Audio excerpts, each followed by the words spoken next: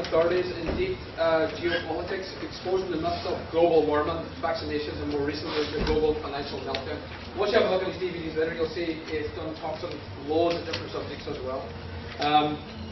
He's a former oil executive and has more than an insider's view into corporate corruption and how they can influence government policy. Ian Ordering.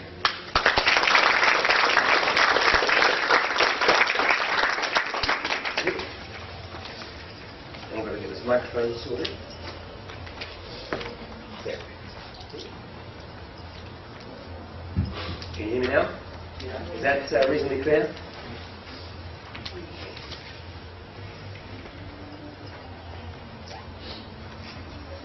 Okay, well, thanks for coming back.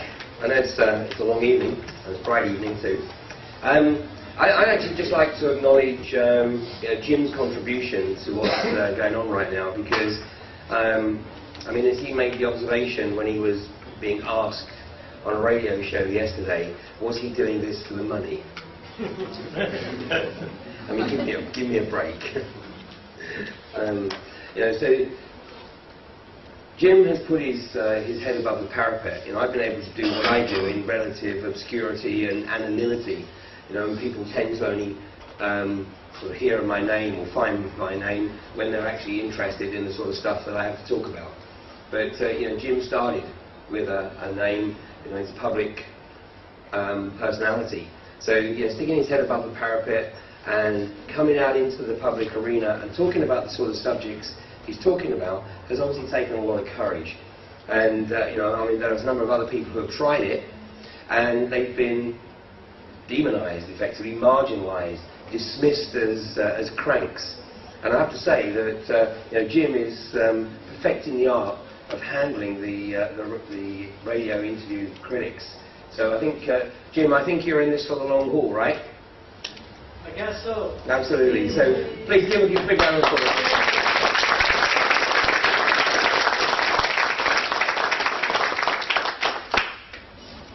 Because we need more people like it. And hopefully what will happen is when people realise what Jim is contributing to this whole arena and this awakening process, then other people, you know, will come out, because we know there's others.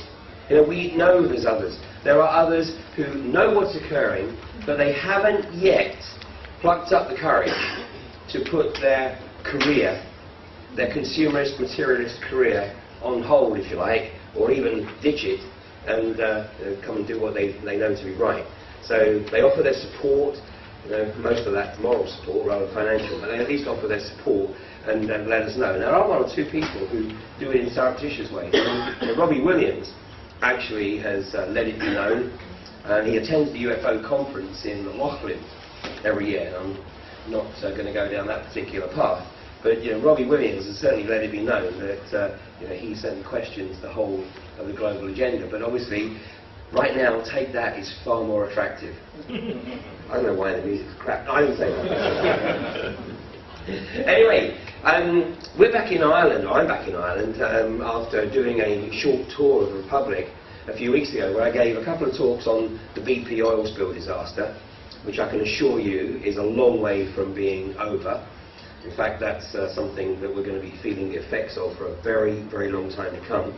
I gave a couple of presentations on that, and then I gave another presentation in Drogheda entitled History Cannot Be Permanently Falsified. And these 3 dates had been arranged for quite some time. And then I heard that, you know, Jim was giving a presentation in Belfast. And as I'd asked him on a couple of occasions if he'd be interested in giving a presentation at the conferences that I organise in the UK for the Alternative View. And he declined initially because, you know, he wasn't yet ready to step out onto the platform. But his talk in Belfast went extremely well. So I asked him if he'd be interested in joining me in Dublin, and I was giving a presentation on Dublin, and obviously with the particular focus on the financial issue. So 2 weeks ago, literally just 2 weeks ago tonight, we did the talk in Dublin at the Ashling Hotel, and as far as I was concerned, at the end of the evening it was a one-off. But it seems that we touched a nerve, because by the time I got home, in fact by the time I was leaving the hotel, Kim was already expressing interest in bringing us up into the northwest here. And by the time I got back to the southwest of England, then we had sufficient interest to organise a tour. So right now we're doing 8 dates. 4 this week, we're in Tullamore tomorrow, and then we're doing another 4 next week. And we're already getting a lot of inquiries about the possibility of coming back later this month. So we've obviously tapped into something which is fantastic, because of what's happening right now, particularly in starting to impact on every individual in one way, shape or form.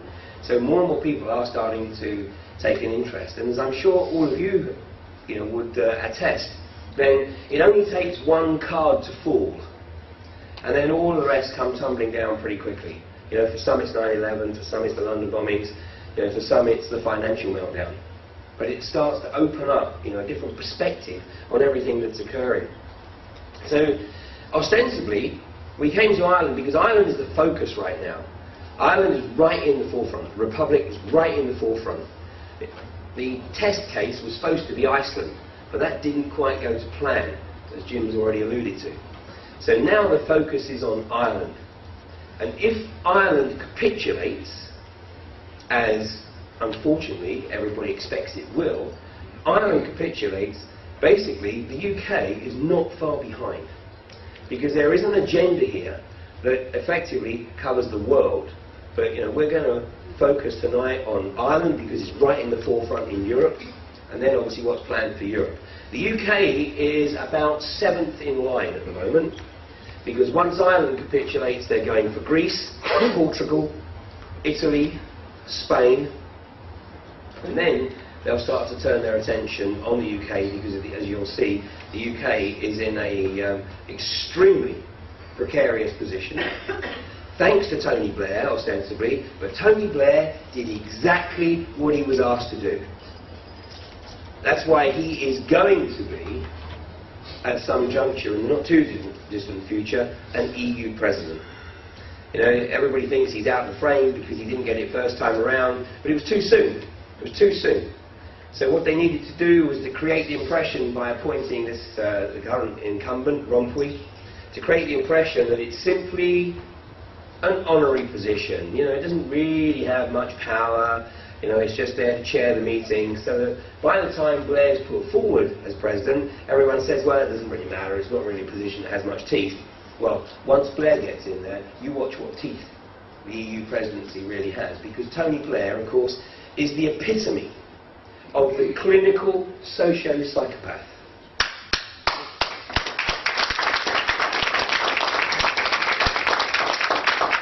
And he can do it with a smile on his face. And I mean, the guy has such an incredible capacity for lying. I mean, there's very few other politicians that can do it with such aplomb. That's why Obama is really failing, because he has to read his scripts. And if the teleprompter fails, he completely loses it.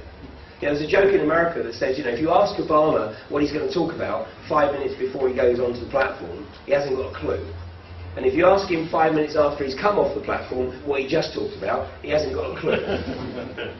He reads the prompts. And there's some wonderful YouTube clips which you can find where the teleprompter breaks down and he's totally screwed. Blair was brilliant, because Blair didn't need a prompter. Blair was able to learn the script and was able just to sort of spiel freehand. That's why Blair is the chosen one. And the first clue, by the way, the first clue was that he was going to be a shoo-in for the EU presidency at some juncture was when he converted to Catholicism. Because the EU is a Catholic entity. So just the same as in the UK, it's most unlikely that we would have a Catholic Prime Minister. We can have a Jewish Prime Minister, we can have an atheist, an agnostic, and a Protestant, of course, but not a Catholic. The EU is completely the inverse. And it will never have a Protestant leader. It's going to have a Catholic leader. Tony Blair converting Catholicism enabled him to go into that position.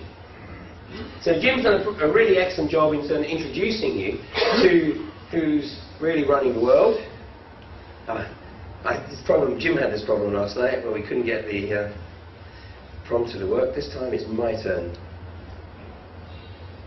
And then when this happens, I'm afraid I have to demonstrate the absolute limitations of the male of the species, which is that I cannot do two things at once. I cannot get this to work and talk at the same time.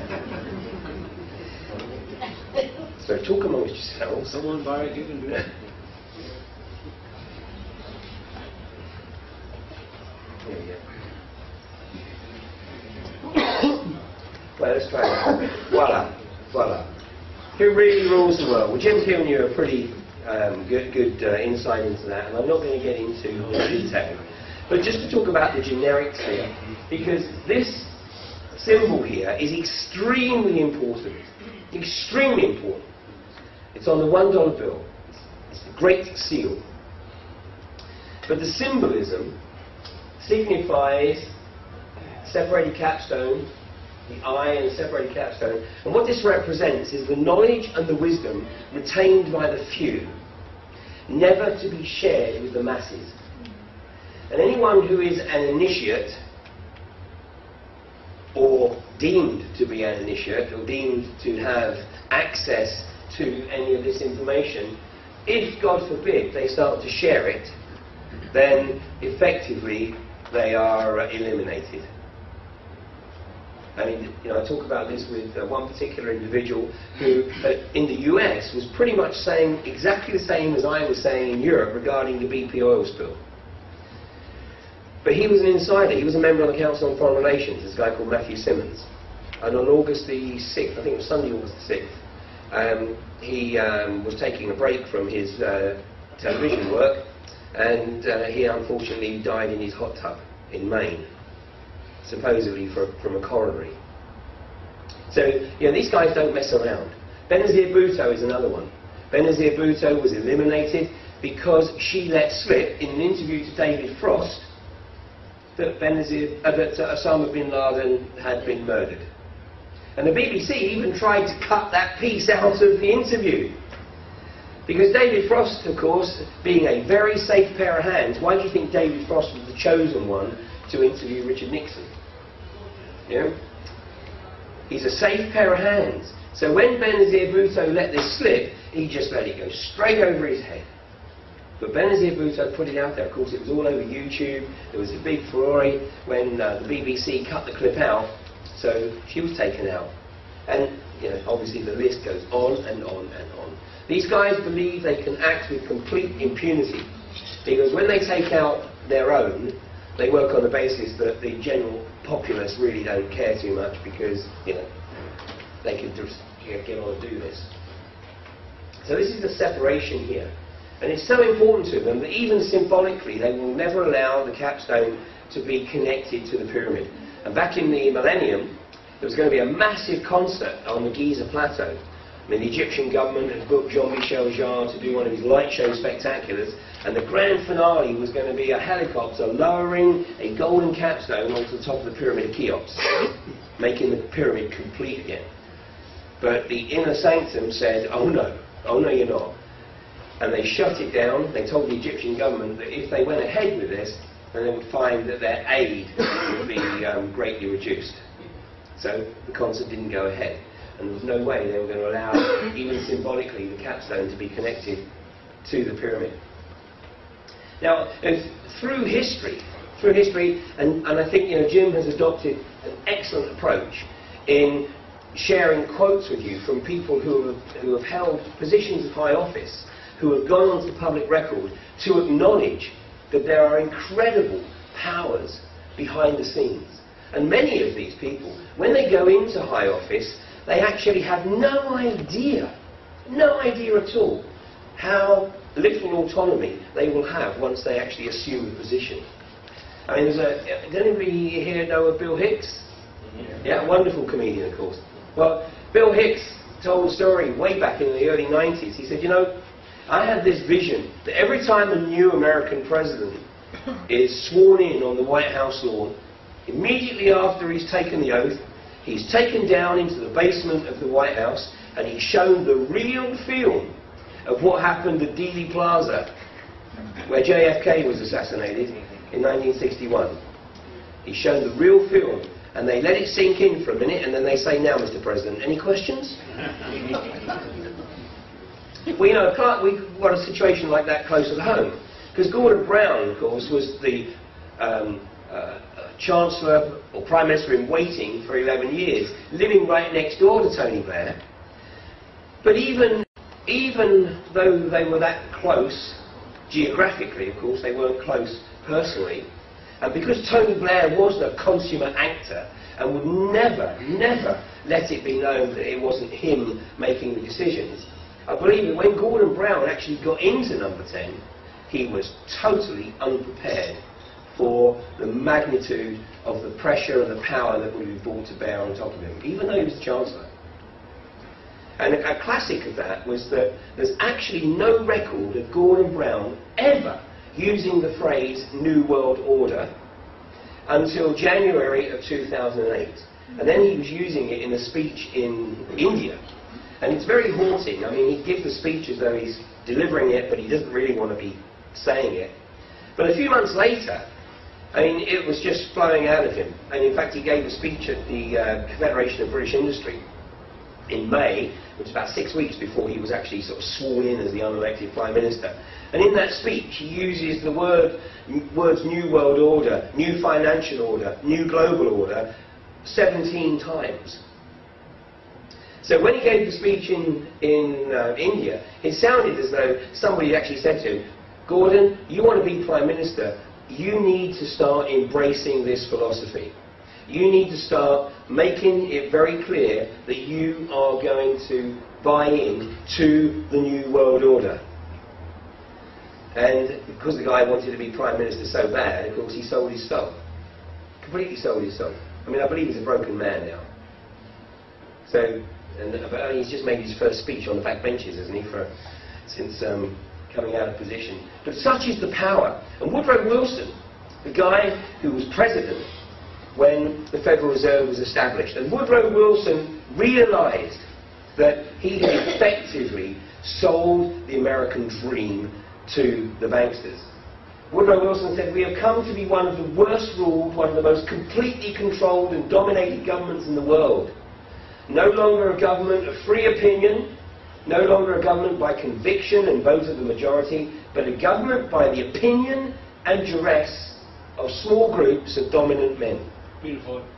Now, he would have known, basically, he would have known that these small groups were connected, were interconnected. And I believe that he would have actually considered some of those people to be not necessarily friends, but close associates or close advisors. And I'm going to introduce you to one of those people who was an arch manipulator in just a minute.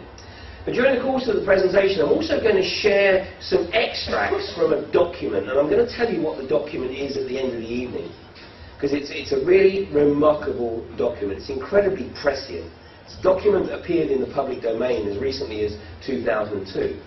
And in 2002, just 8 years ago, then anybody reading it would have said, oh, this is a complete crock. I mean, this is just a work of fantasy. But here we are, 8 years on, and pretty much, if you go through that document, everything that's in that document is happening, or in the process of happening. And as Jim said, we don't come out on the road to preach, or to even tell you that what we're telling you is the definitive version.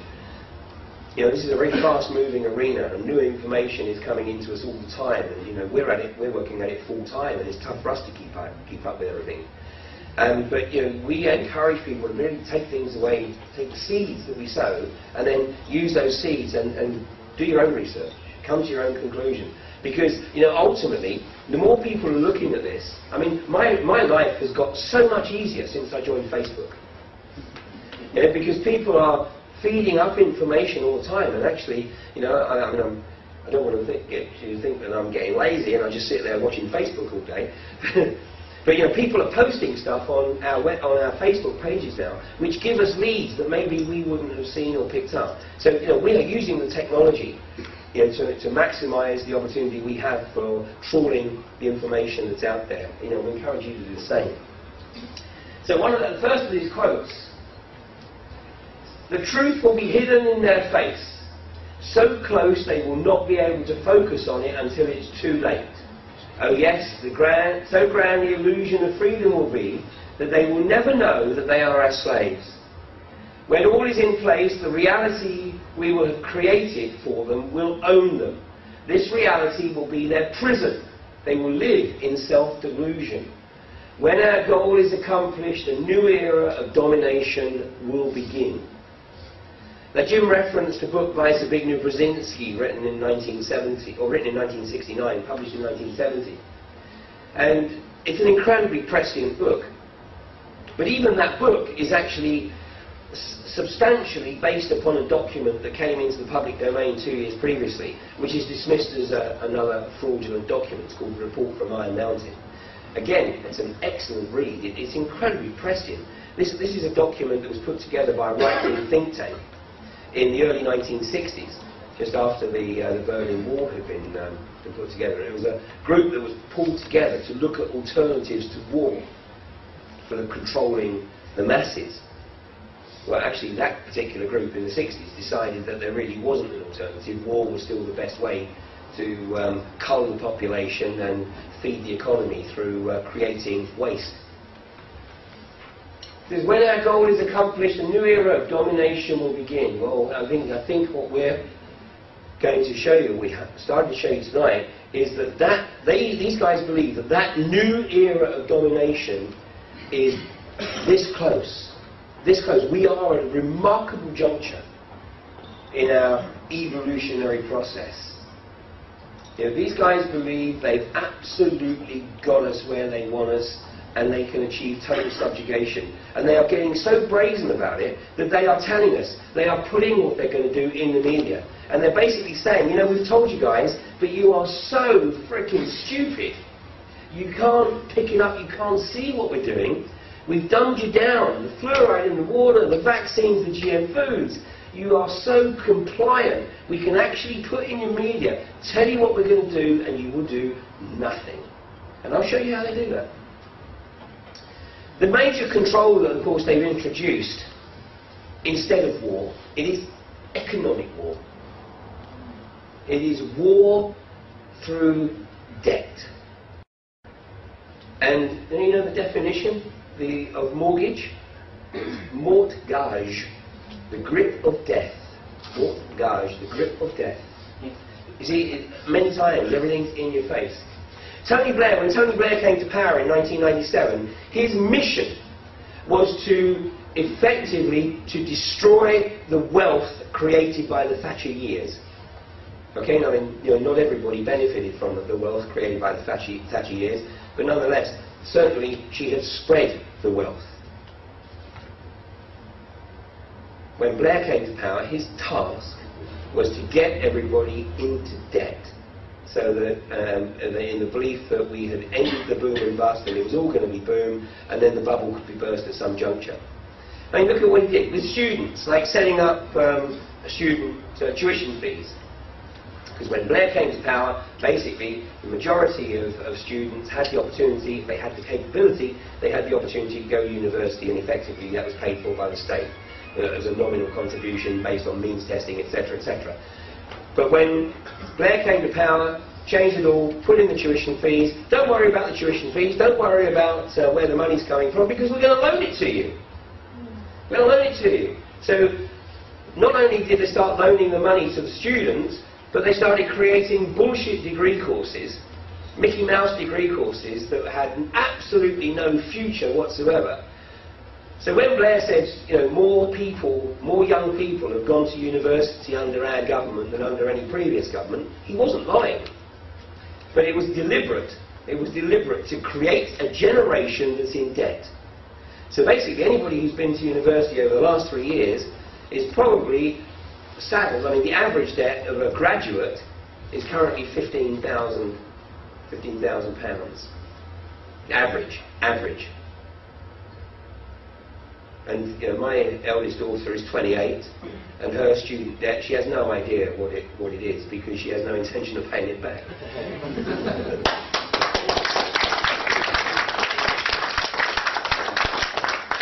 That's why she's in Mozambique.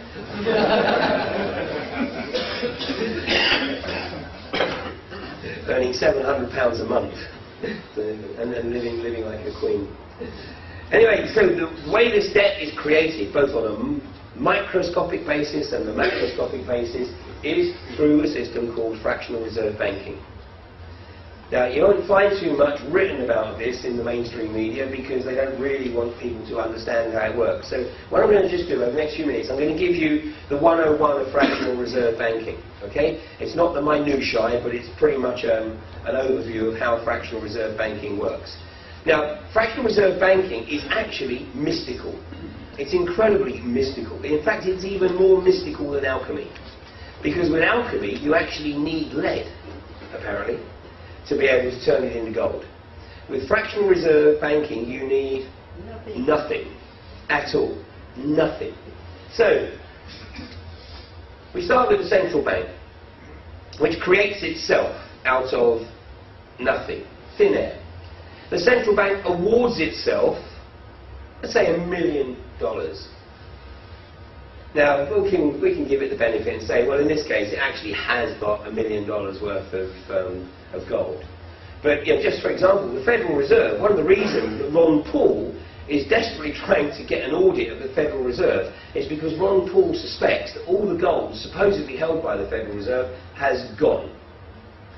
And there's a rumour circulating that all the gold, or much of the gold in Fort Knox, is actually gold-painted tungsten bars that are worth marginally less than a gold bullion. So 1 million, let's give them 1 million worth of gold, and they work on the basis now of a fractional reserve rate, and we'll be generous here, they're conservative, of 5 to 1. The central bank then lends to, let's say, the regional banks. So we have Bank A, Bank B, A and B, they're the regional banks. And then the high street banks, in this example, B, C and D.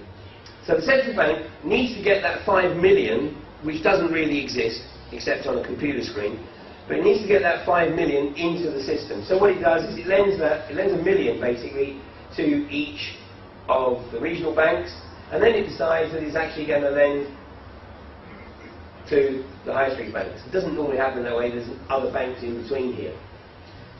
But what it's done is it's put that 5 million into the system. Now the regional banks are a bit less conservative, so they're operating on a fractional reserve rate of 10 to 1. So the regional banks have converted this 1 million that didn't exist in the first place to 10 million that doesn't exist at all. But it's in the system.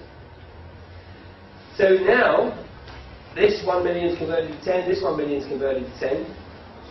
Now when it gets interesting, is out of this 10 million, these guys are going to lend the high street banks some of that, and the high street banks are also going to work to a ratio of 10 to 1. So they're going to use this money and they're going to create 20 million, this one's going to create 30 million, this one's going to create 20 million.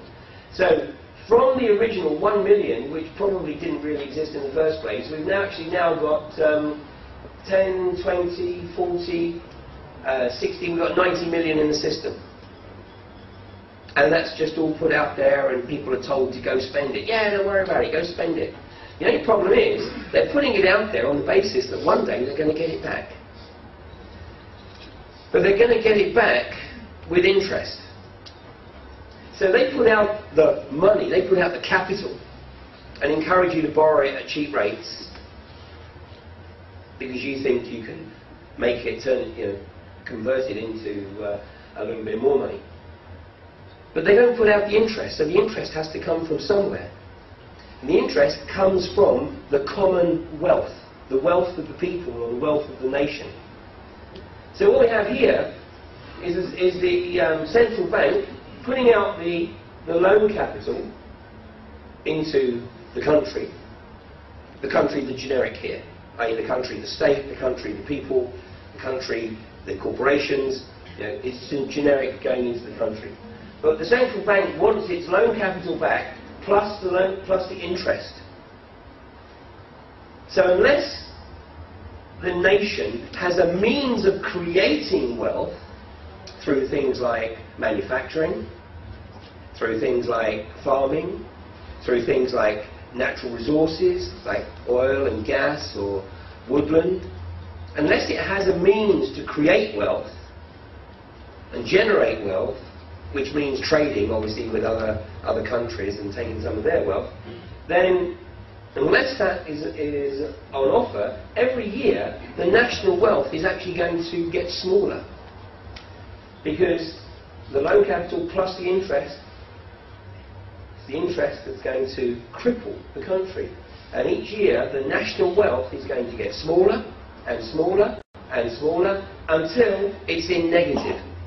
And from that moment onwards, the debt gets bigger and bigger and bigger until the debt exceeds your capability to produce wealth. And where we're at right now is exactly that situation. And once the magnitude of the debt reaches the point where it exceeds a country's capability to produce wealth, it's in a death spiral, an absolute death spiral. And that's the situation that basically much of Europe is in right now.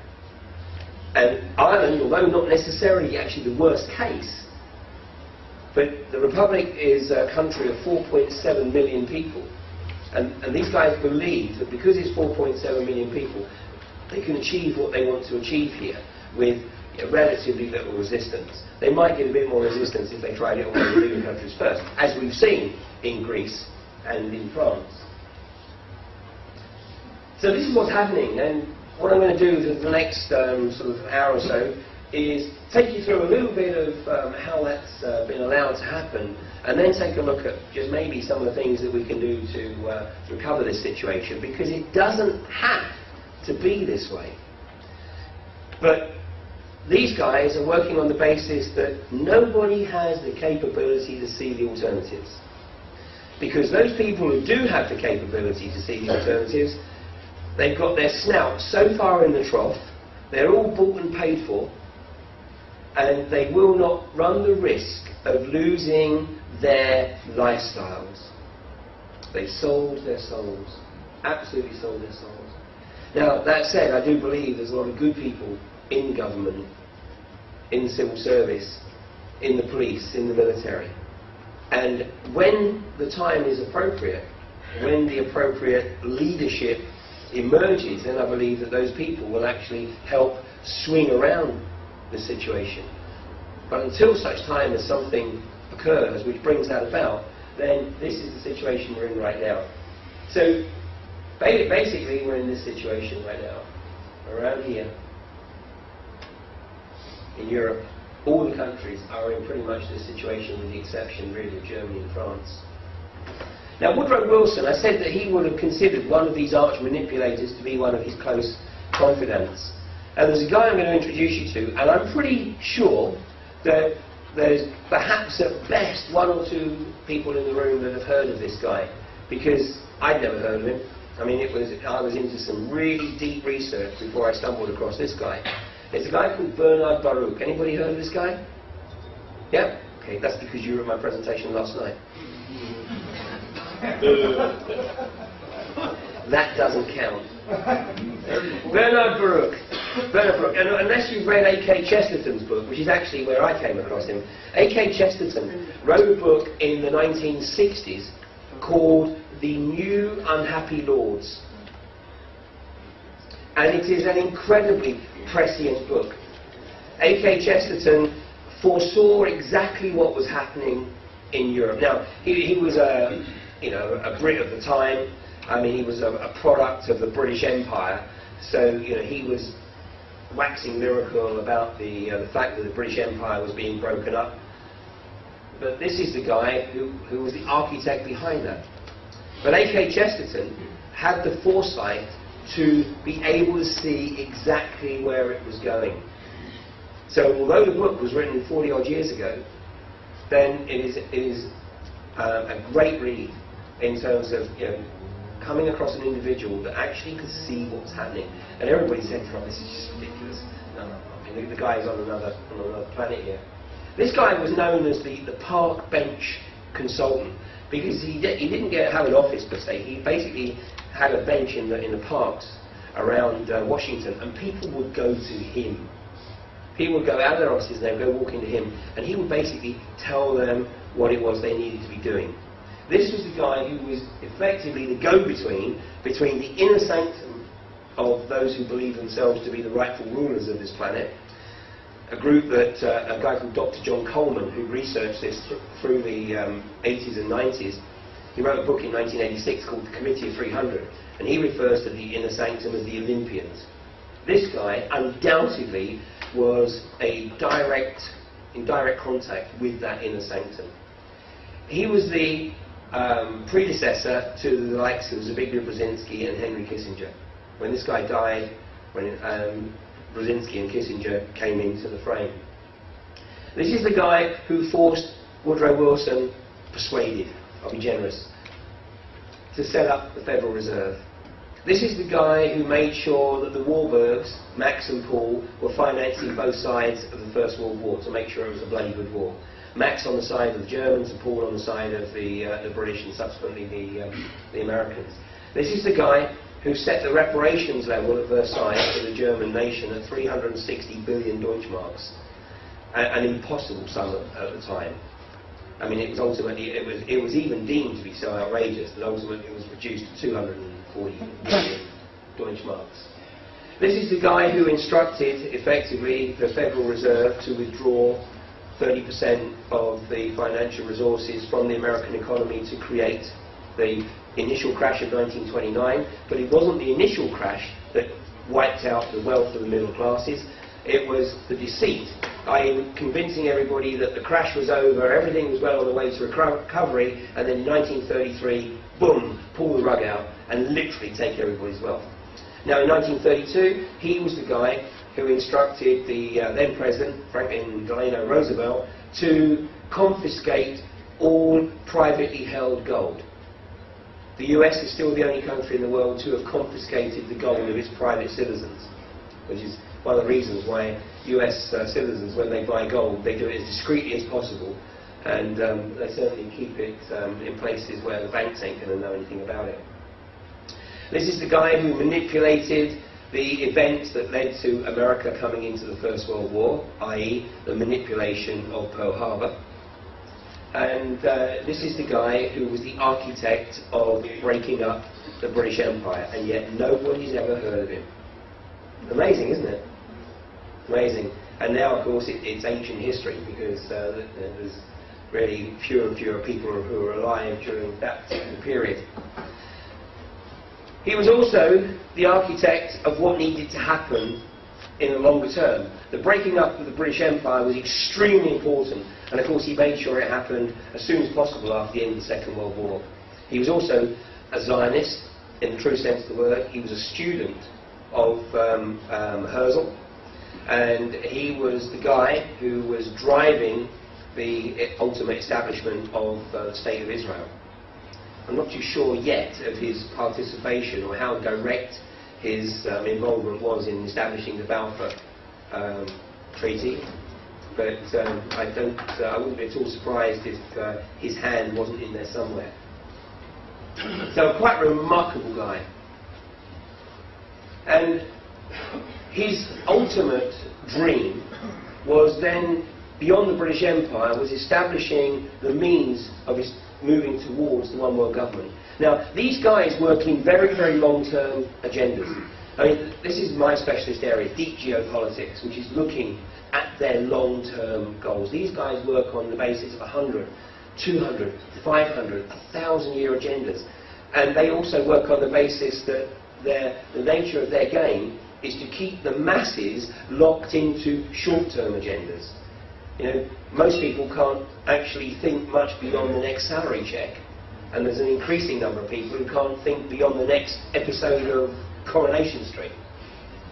And whilst they're focused on that kind of short time scale, these guys can plan their game with impunity. And what he was forecasting or proposing, and every part of his agenda was leading to, was the creation, ultimate creation of the one world government. And so, although he was no longer on this mortal coil, or not in that physical body anyway,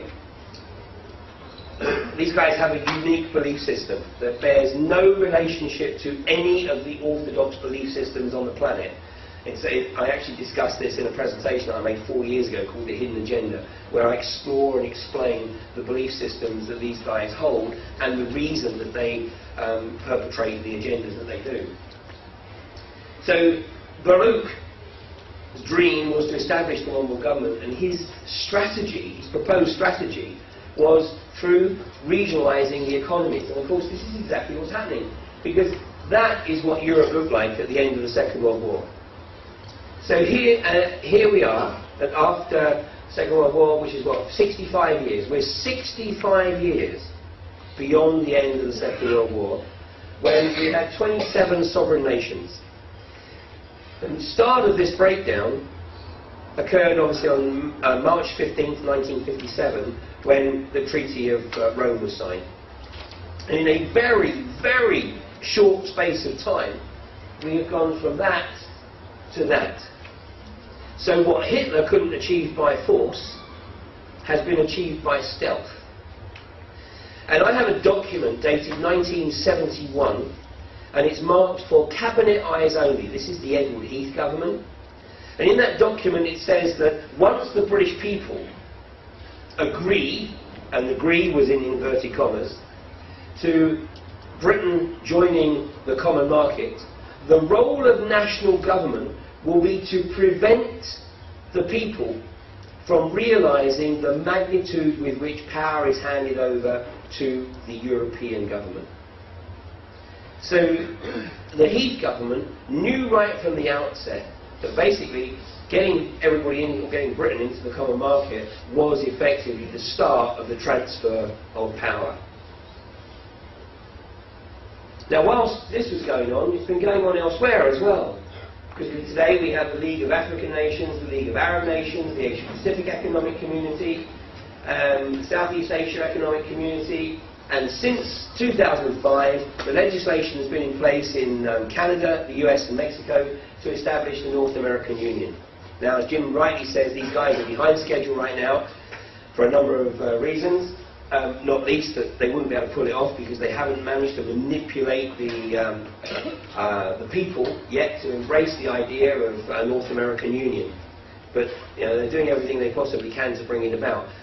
There are players here who are desperate for it to happen for a number of reasons, but one of the major reasons is because they want to be able to bring Mexicans into the US military. Because they will create the North American military and they will be able to get the cannon fodder from south of the Rio Grande.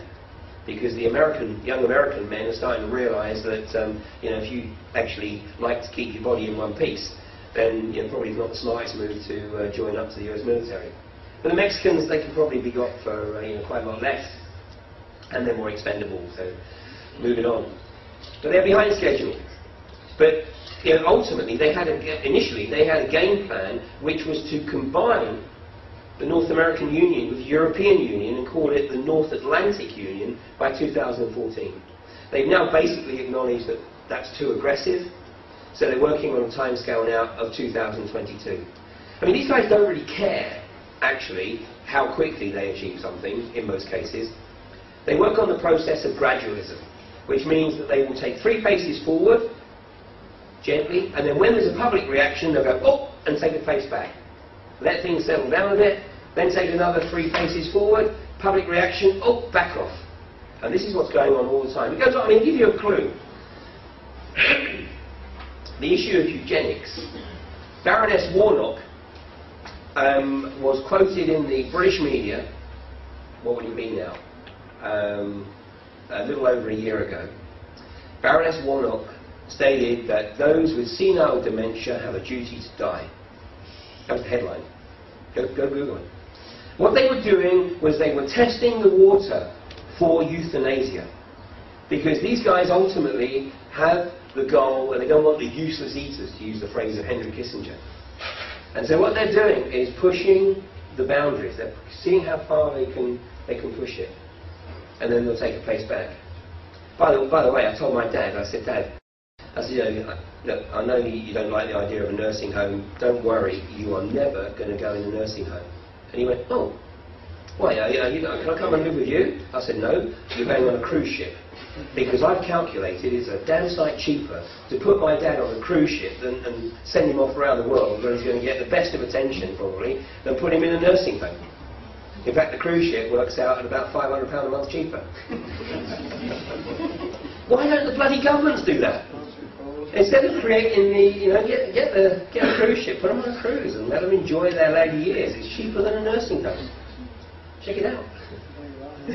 Anyway, the next stage of the game is to merge the North American Union with the European Union and then to move all of the other economic unions under the same umbrella, under the UN banner initially. By this time it won't be called the UN, it'll be like the World Federation or something of that ilk. Because the reason they have to change the name, by the way, is because the vast majority of people in America think that the UN is for everybody else. That the UN does not apply to America. I mean, it's a wonderful scam. Now this logo here is the logo of the World Bank. And Jim referenced a book that I absolutely endorse as essential reading, The Economic Hitman by John Perkins. Because John Perkins' job, working for the World Bank, was to go and get developing nations, and particularly those developing nations that had natural resources, was to go get them into debt.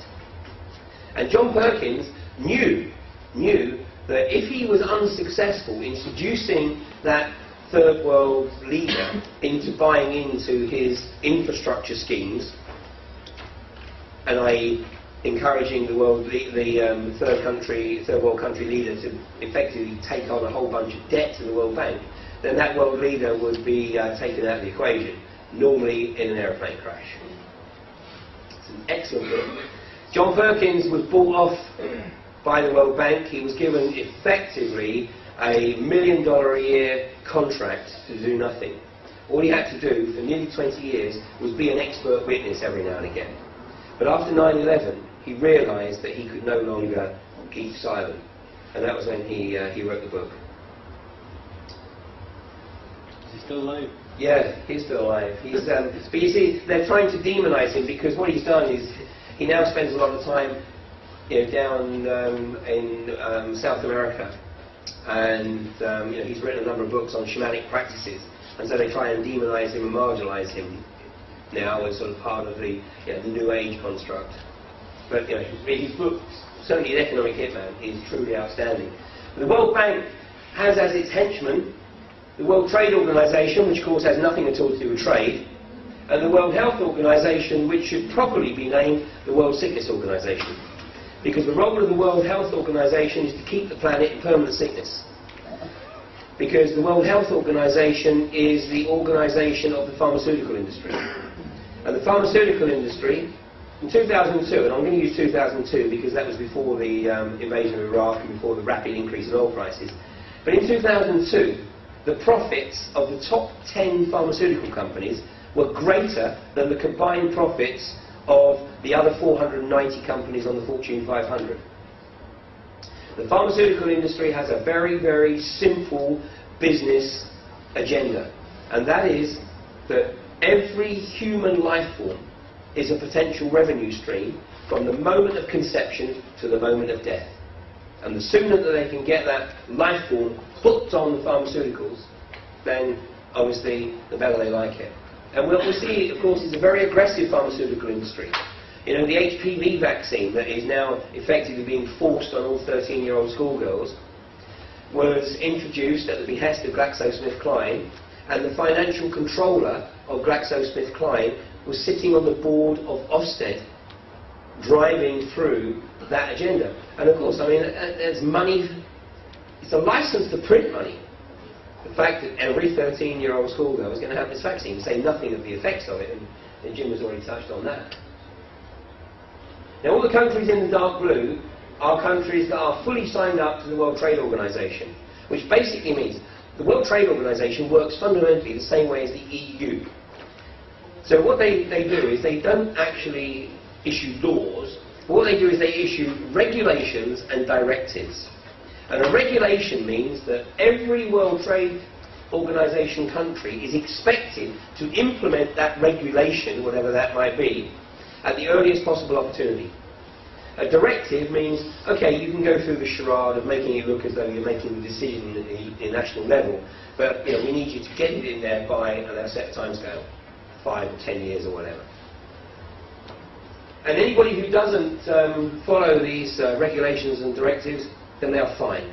And I'll give you an example of that: growth hormone contaminated beef. The World Trade Organization has decreed that growth hormone contaminated beef is completely healthy.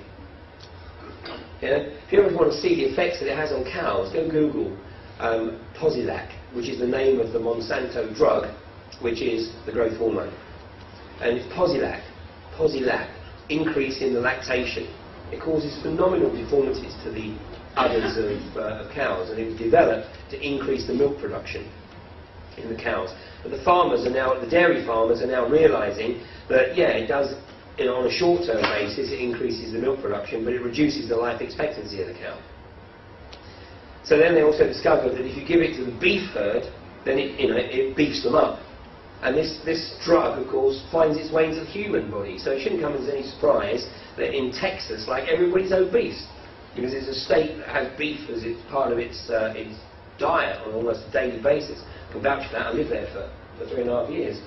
And that's why you got shops there, big and tall, which specialise in dealing with the oversized gentlemen. I went in there once and they said, "I'm sorry sir, I think you're in the wrong shop." I said, "Oh, thank you." And they said, no, you fit one of the criteria but not the other."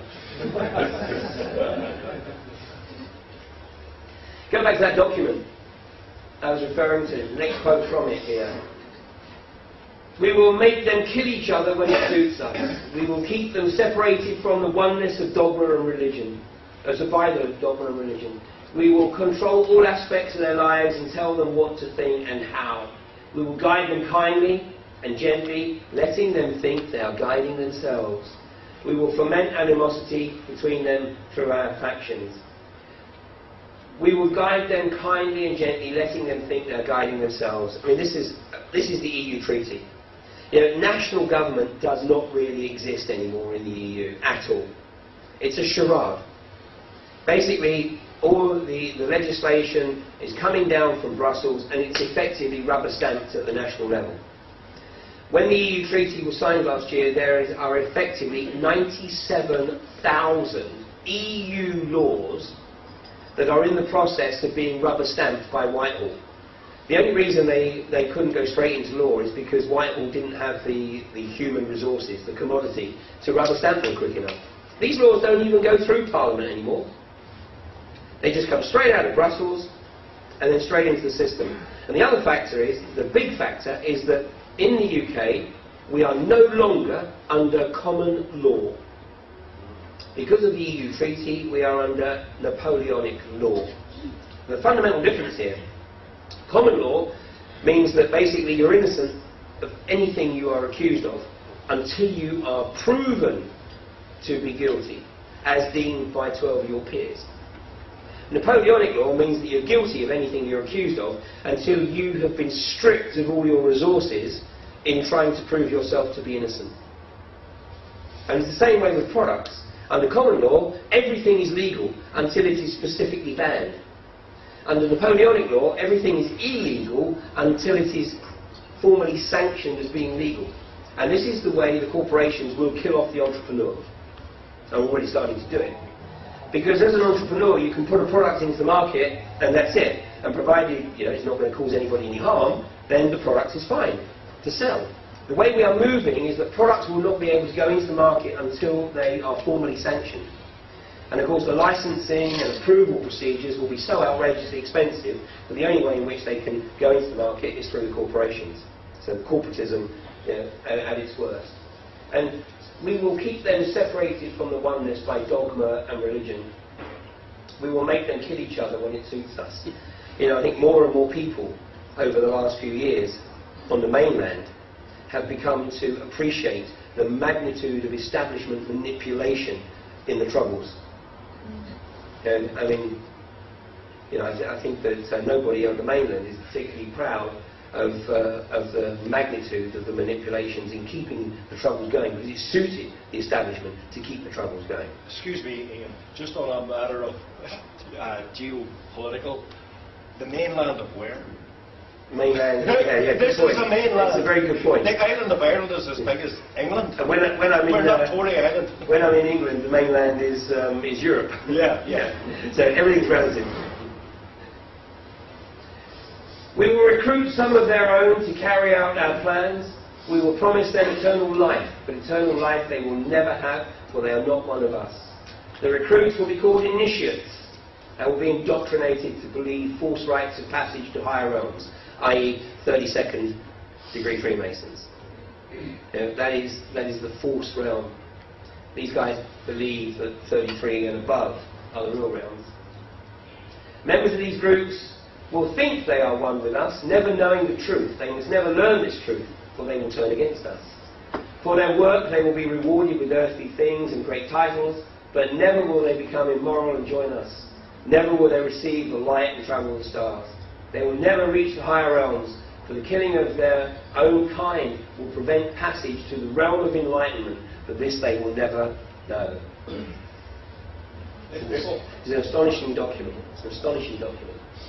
And as I'm going to share the source of that with you, and I'm going to encourage you to go and read that, the whole document itself. Not a long document, but I do encourage you to go read it yourself.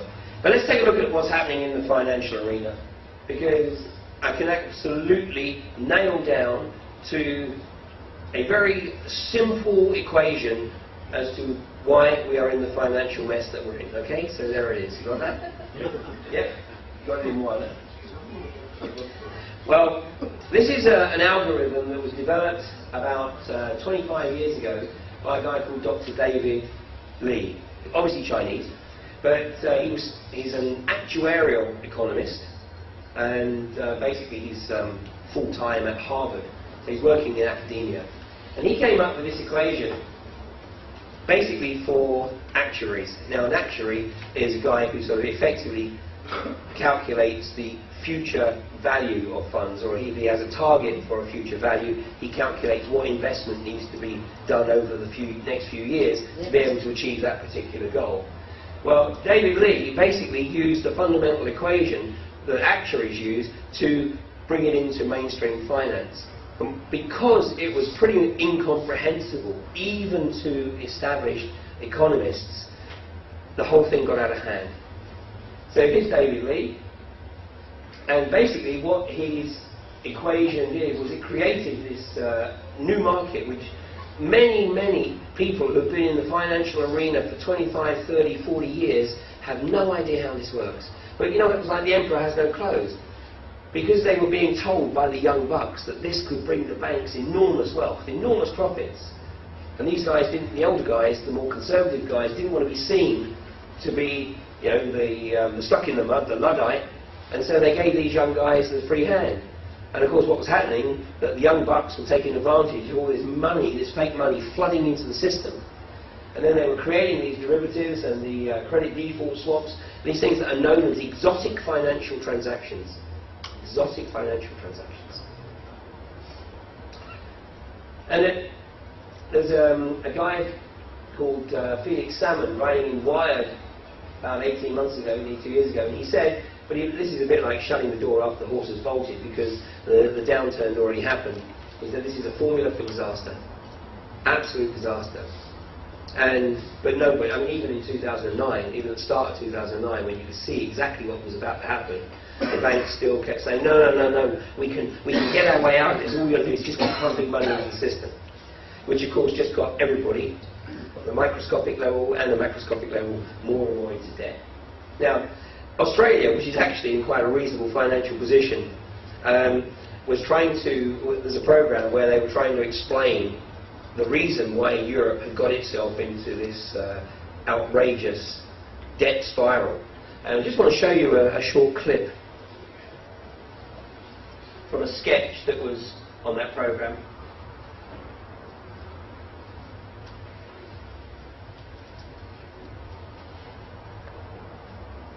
Roger. That's your name? Roger. Good. And what do you do, Roger? I'm a financial consultant. Consultant, eh? Roger, Yeah, yes. terrific. And Roger, how's business at the moment? Not bad, thank you. Been a bit quiet lately. How do you mean lately? Since the war, been a bit quiet. Fair enough.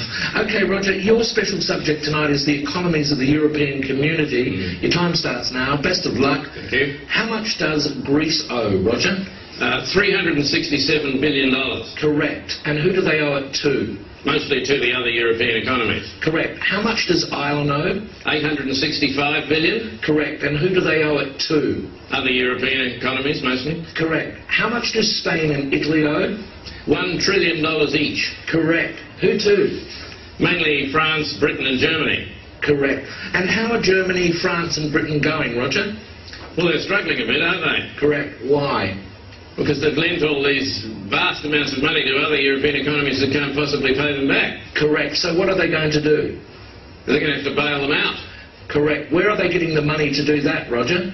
That's a good question. I don't know the answer to that one. How much does Portugal owe? Hang on a minute. What was the answer to that earlier question? Just keep answering the questions, Roger. Where is Portugal going to get the money it owes to Germany if Germany can't get back the money that it lent to Italy? Just a minute. What was the answer to the previous question? The question was, how can broke economies lend money to other broke economies who haven't got any money because they can't pay back the money the broke economy lent to the other broke economy and shouldn't have lent it to them in the first place because the broke economy can't pay it back? You're wasting very valuable time, Roger. How much money does Spain owe to Italy? $41 billion, but where are they going to get it? Correct. What does Italy owe to Spain? $27 billion, but they haven't got it, they're broke. Correct. How can they pay each other if neither of them has any money? They're going to get a bailout, aren't they? Correct. And where's the money coming from for the bailout? That's what I'm asking you. Correct. Why are people selling the European currency and buying the US dollar? Because the US economy is so much stronger than the European economy. Correct. Why is that, Roger? Because it's owned by China. Correct. And very well done. And after that round, you've lost $1 million. I've lost $1 million. I thought you said well done. Yes, well done. You've only lost $1 million. That's an extraordinary performance, Roger. Only lost $1 million. Very well done. And that's quite good, is it? Oh, it's excellent. Sell everything immediately. Quickly.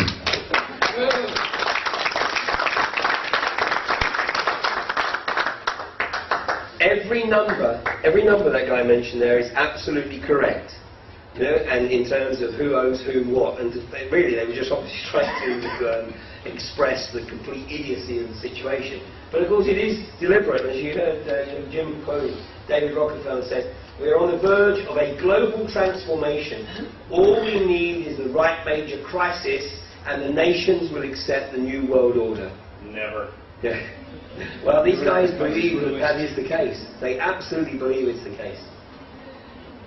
Public opinion will be led to adopt without knowing it the proposals that we dare not present to them directly. All the earlier proposals will be in the new text, but will be hidden and disguised in some way. What was already difficult to understand will become utterly incomprehensible, but the substance has been retained. This was a statement made by Valéry Giscard d'Estaing immediately after Ireland voted no to the EU treaty. And basically what he was saying here was that basically, it's going to be the same fundamental document. Of course, Angela Merkel admitted it was the same basic document, as did many other people. But the way in which it was obfuscated was so great that they believed that people could be persuaded to vote yes. And last year I was invited by a guy in Dublin to give a series of talks on the EU. And if I hadn't actually visited Dublin myself at that time, I would never have believed the magnitude, the enormity of the deceit and deception in the mainstream media, and of course the phenomenal NLP, the neuro-linguistic programming used on the lampposts, on the bus shelters. I mean, it was incredible, absolutely incredible. And here is an article, the Irish Independent. Families struggle to cope with debt surge. The no to Lisbon will deepen our economic crisis, experts warn. Well, they might have been right, but of course what they didn't say was that actually a yes to Lisbon will deepen them a damn sight further. So, not exactly lying, but being economic with the truth. Another one. Cost of national debt to soar to 210 million on a no vote. What they didn't say was cost of national debt to soar to $1 trillion on a yes vote, which it pretty much is. Rejection of Lisbon will hit families in the pocket. One article I found I think this was in the Irish Daily Mail actually, this is all the politics of fear at its worst. But it was the only article I found in that period that was offering any kind of balance. The media was absolutely loaded with articles promoting the yes vote. But, having said that, there's certainly a hell of a lot of people in the UK who do not believe that the people of the Republic actually voted yes. I think it was close. I think they did a hell of a job with their marketing, but I think it was close enough to be manipulated. And, in the UK, the votes are being manipulated in every election. Not all the votes, but a classic is the 2005 election, where at the height of his unpopularity, Tony Blair's winning margin increased, as did Jack Straw. Jack Straw, Foreign Secretary at the time, representing an ostensibly Muslim constituency, and his margin increased. There's no way, absolutely no way. Postal votes. Postal votes is the method by which voting is manipulated in the UK.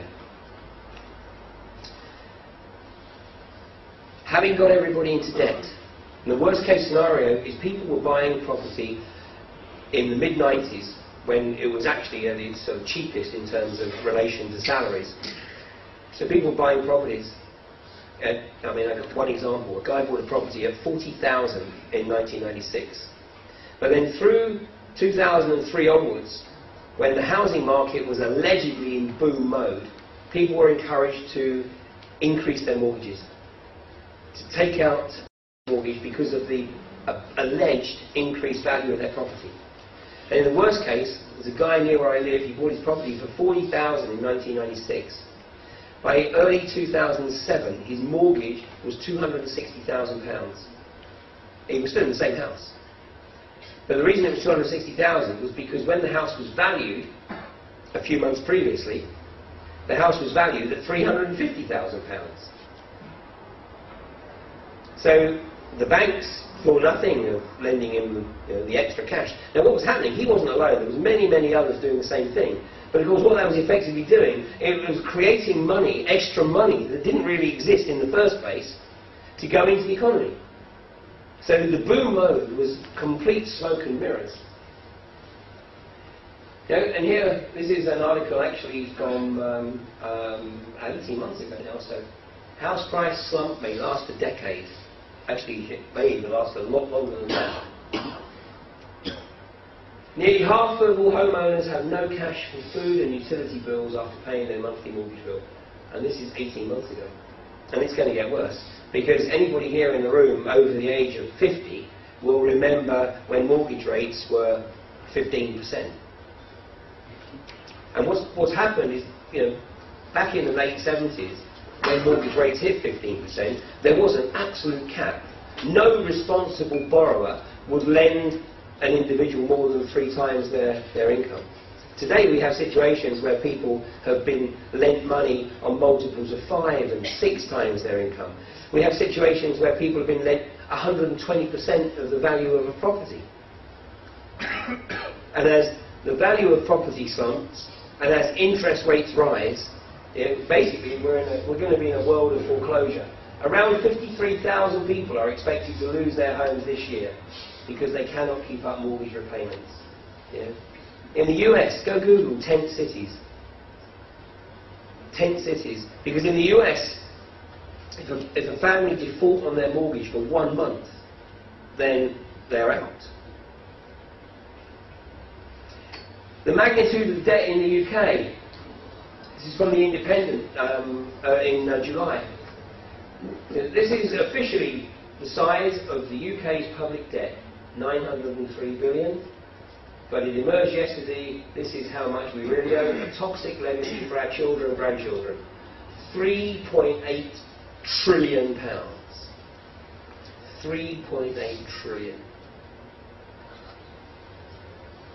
What that means here is, look, the true scale of Britain's national indebtedness was laid bare by the Office for National Statistics yesterday, almost £4 trillion, or 4,000 billion.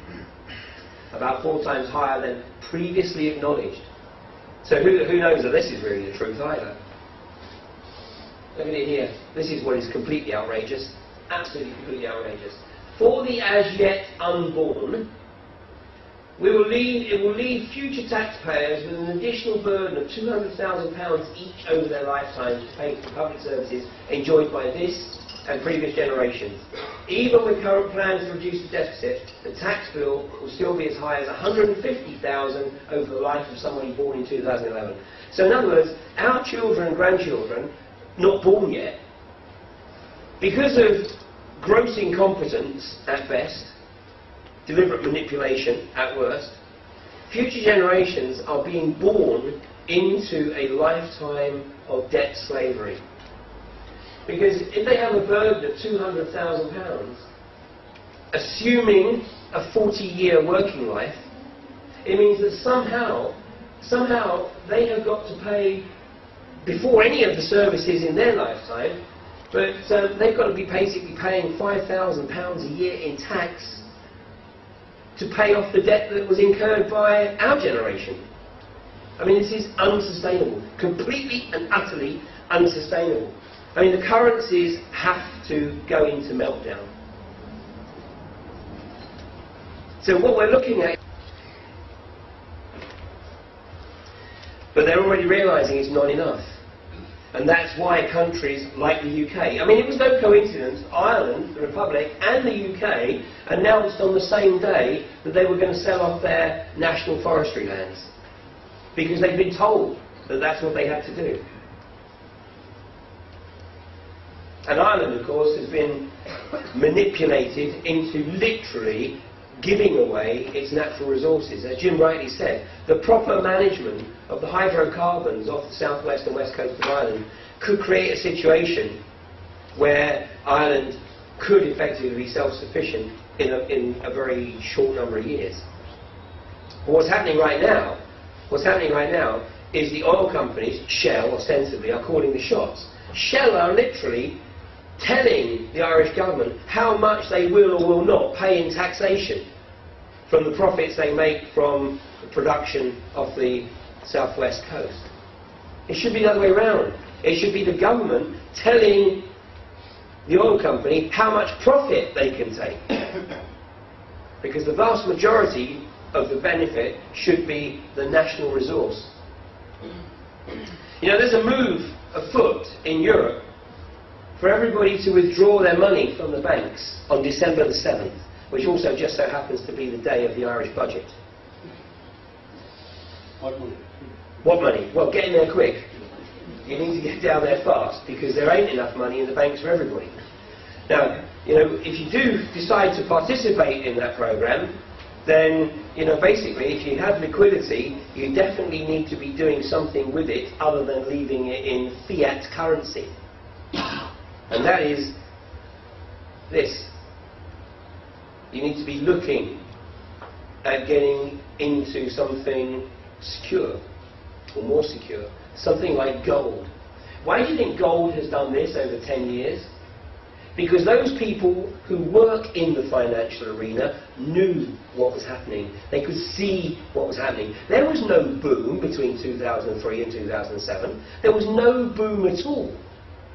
It was smoke and mirrors. It was a magician's trick. Because the way in which you calculate a boom is you put the stock market and the property market against the price of gold. And then you turn it flat, well, you turn it so the gold line is flat. If the stock market and the property market are still going up after you've turned the gold line flat, then there is a boom.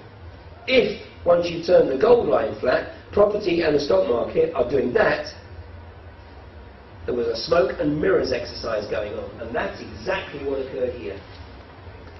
Pure. What was going on? We're going into gold. So we've got a situation where Gordon Brown was instructed to sell the UK's gold reserves at $250 an ounce in the immediate months before 9/11. He was instructed to sell it to decimate Britain's wealth when it was absolutely known that this was going to be effectively what occurred in the aftermath. So here we are today. Gold is at $1,350 odd an ounce. I haven't checked the price today, but about $1,350 an ounce. But look at what it's done over the last 60 days. This, you know, gold in August just dropped below 1,200. Here it is today at 1,350 or so. 1,350. So basically, there's been what a 13% increase in the value of gold in the space of just 60 days. What do you get on the bank? What interest do you get on the bank account right now? 1%, 1.5%, 2% at best. Yeah. And of course you will never find any articles in the mainstream media about gold. Never.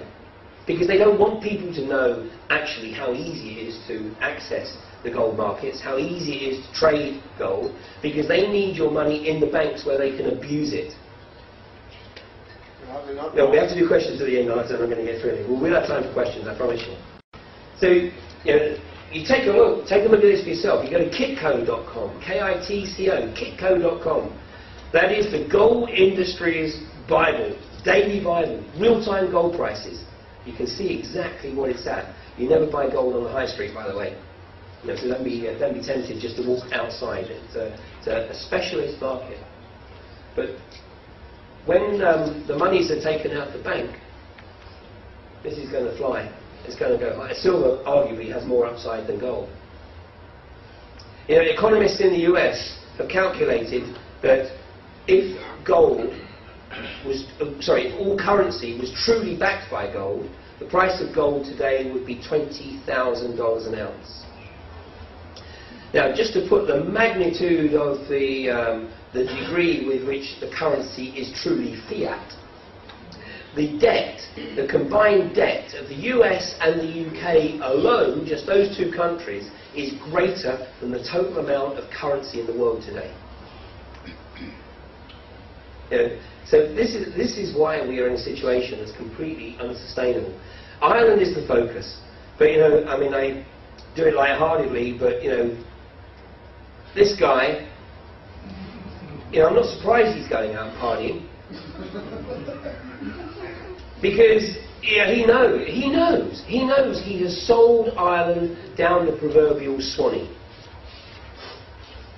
I think when the people of Ireland realise the magnitude of, at best, the incompetence, but more realistically the deceit and the treason that this guy has committed, then this guy probably better go to the same place as some of the other people that have disappeared from public view. A drunken premier playing right into the hands of the EU. Now, I told you earlier that these guys actually do tell us what they're doing. They put it out there so that, because part of their belief system is they have to tell us what they're doing, because when we do nothing, they take that as a mandate to go ahead and pursue their agenda. So this was actually from a Fuller article, and the full headline was, "Will Irish meltdown hit fragile recovery? Fragile UK recovery?" Well, buried in this article here, around about here, is the important paragraph. And the technique that's used is the important paragraph is buried about 3 or 4 paragraphs in a long article. But the whole idea is that you read it, but then by the time you get to the end of the article, you've forgotten the significance of that particular paragraph. Well, here's the paragraph. So, economists are referring to words such as Armageddon and apocalypse, blah, blah. But here is the worst of it. The EU chiefs not only think Ireland's crisis will turn into a national death spiral, they may secretly be hoping it will. No, again, they know it will. Brussels knows that the further Ireland and other troubled Eurozone countries sink into financial disaster, the greater the excuse the Eurocrats can find to achieve one of their long-standing ambitions to take control of national budgets. Because they know that once they've got control of the national budget, that's it, gotcha. Because you ain't ever going to get it back. And once again, let's actually rub the nose in it. Let's tell the Irish people what's happening. The man who's now running Ireland in the Irish Daily Mail, the 15 billion euro. At last our politicians have told us how much we are going to pay for the bankers and developers' folly. And holy God, is it going to hurt. But do you care? No, of course you don't. Not you, but... do you care? No. And they say, EU Commissioner who gave Brian Lenihan his understanding. Another phrase, we used to have those kind of meetings in the oil industry. We called them alignment meetings.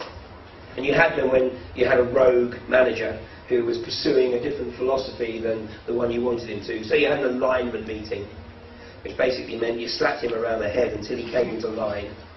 But that's exactly what's happening here. And Ollie Rehn, this Finn, this Eurocrat, is effectively the guy running Ireland right now. I mean, it's not even Ollie Rehn, of course. It'll be his team of economists, globalist economists, who will be giving him his script, and him obviously passing it on to Lenihan. This is going to cause Ireland to lose its commissioner. So ultimately Ireland is going to have zero say, because Germany and France have already stated categorically that those countries that have really screwed up their economy big time are going to lose the right to have a commissioner. So basically Ireland is on the brink of just becoming, you know, like a county within the EU. I mean, here's the reality. The EU is on a completely other planet. I mean, this is from the Daily Express a few days ago. But let me show you, even I think this is the Sun. Yeah, this is the Sun. You suck. This had to be the Sun, didn't it, really? How could I ever think that it wasn't? But, you know, quite remarkably for the Sun, once again, it is a classic case of the Sun putting out the detail, knowing that probably only about 1 in 500 Sun readers will even bother to read this article, but it's out there. It's in the public domain. Nobody could ever argue that they weren't putting the information into the public arena. But let's look at the detail. So here's, you know, Brussels budget gets a 5.9% boost. A 5.9% boost. So basically every country in Europe is being told it's going to have to accept austerity measures. Pensions are being cut, healthcare is being cut, you know, employment opportunities are being cut. We're seeing part of the division being created by the demonisation of those on benefits. I mean, this is a complete crock. I mean, we're seeing the demonisation of people on benefits at the same time as employment opportunities are being removed. But it's being created deliberately to create division within society. But if everybody else is expected to make cuts, here, Brussels budget gets a 5.9% boost. Look at the detail, how the axe is falling across Europe. I mean, look at Ireland. The national debt is 77.3% of GDP. 77.3%. The UK is not in much better shape. It's 62.1%. Portugal, 85.8%. The reason they're going after Ireland first is because it's a smaller community. Spain, 64.9%. And even Germany, 78.8%. And that's considered to be, you know, pretty good in Germany, because they've still got ostensibly manufacturing and natural resources. You know, the rest of Europe has basically sold off its manufacturing. It's outsourced it to China or wherever. Greece, 124.9%. So Greece is in terminal spiral, and once you go above 100, it's fundamentally irrecoverable until you do something completely different. And that, yeah, 48.5. So in Ireland, cuts, public sector pay cuts, and of course a significant number of people in Ireland, a very high percentage of population, are on the public sector payroll. Jobs Acts, child benefits slash tax raises. I mean, yeah, no wonder the all-military leave is being cancelled around the budget period, and all the Irish police, or Garda, are having specialist training in riot control. And meanwhile, here's the guy, by the way, who's one of the architects about bringing this about. And this is from the front cover of the Sunday Times magazine a little over a year ago. This is a guy called Lloyd Blankfein, who in that article stated that he is doing the work of God. Well, I've got to tell you, he ain't got a mind. But he's not doing too bad out of it, you see. He's had a couple of good years. He had a bad year in 2008, because he only earned about $38 million. 2007, 67.9 million. 2009, 64.9 million. And you know, I certainly believe that these guys had some inside knowledge about what was going to happen in the Gulf of Mexico. So what we're creating here is a world of pain. Absolute world of pain. And even symbolically, you know, we're being... The NLP, if you like, is all about, you know, we should just cut our throats and slash our wrists and end it now. I mean, when I landed at Dublin Airport the other day, I walked down the steps towards the baggage reclaim, and you know, I thought, I've got to walk back up the steps, because out the window was this sculpture. And I thought, you know, this just epitomises, for me, what the media campaign is trying to do to the Irish people. It's actually trying to get them to just hunker down, going, please, Mum, please don't hit me, please don't hit me anymore. And to do nothing. To just go and curl up in a corner. And then I went down the stairs, I went into the baggage reclaim ward and saw that. EU, non-EU, no return. I thought, oh God, this is incredible. You know. Mayor Ansel Rothschild said, let me issue and control the nation's money and I care not who writes its laws. You know, the Irish Parliament, I mean, like I said, Britain's not far behind here. You know, already the vast majority of legislation being introduced in the UK does not come through Parliament. You know, the only day the British Parliament is full is Wednesdays, Prime Minister's questions. The rest of the week it's empty, it's completely empty. Because they know there's no point. I mean, there's absolutely no point in discussing stuff. The only reason they're all there on a Wednesday is because the cameras are there. Here's another statement from the Irish press, just making sure that the people understand that their politicians knew what was occurring. Nobody in the political system can argue they weren't warned about the possible extent of problems facing the country. And so you start to understand why it is that Brian Cowen, you know, is quite seeking solace by just going out and getting wasted. Now, these guys driving this agenda believe that they have three very powerful tools at their disposal to carry out their agenda. And the first tool that they work on is apathy. Because they believe if they can drive the population into apathy, then they can pursue their agenda without opposition. The most powerful tool in their occult belief system is abdication. Because by definition, abdication means that we know what's happening, but we take a conscious decision to do nothing. And they believe that that is the most powerful tool that they have. And then, of course, there's willful ignorance. And they're working on the basis that 13% of people will know what they're doing.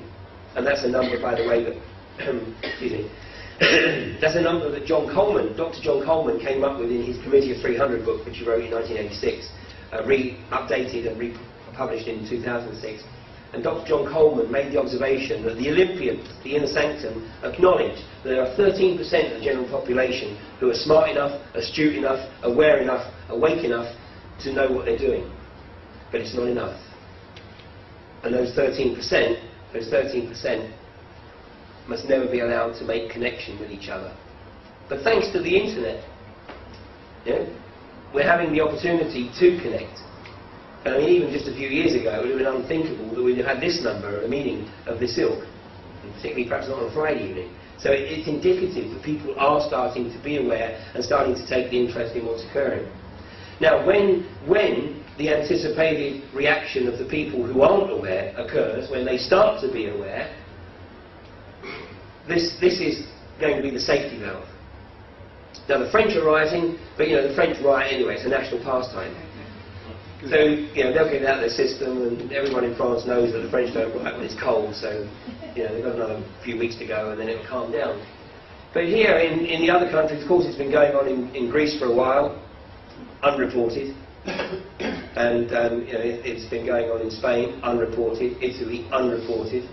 And I'm sure when, you know, the people of the Republic realise the magnitude of what's occurring, then, you know, and many of them may well go and hit the streets. But this is not for us to do.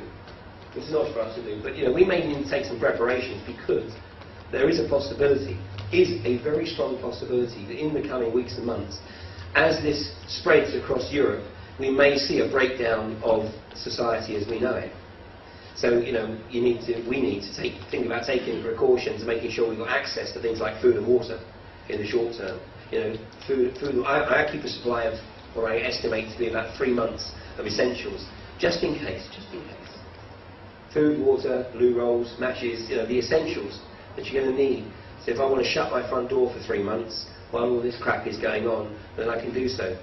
But I have tremendous confidence in humanity, you know, and people know that, or people may have to get it out of their system. But after a while, people realise that, you know, just hitting the streets and rioting ain't exactly moving forward. So eventually, you know, communities will start to pull together. Or communities will start to re-establish some kind of social order. But, you know, there are other ways. This doesn't have to happen. And let me introduce you to an Asian country that has a completely different way of getting its government to respond to the will of the people. And this is South Korea.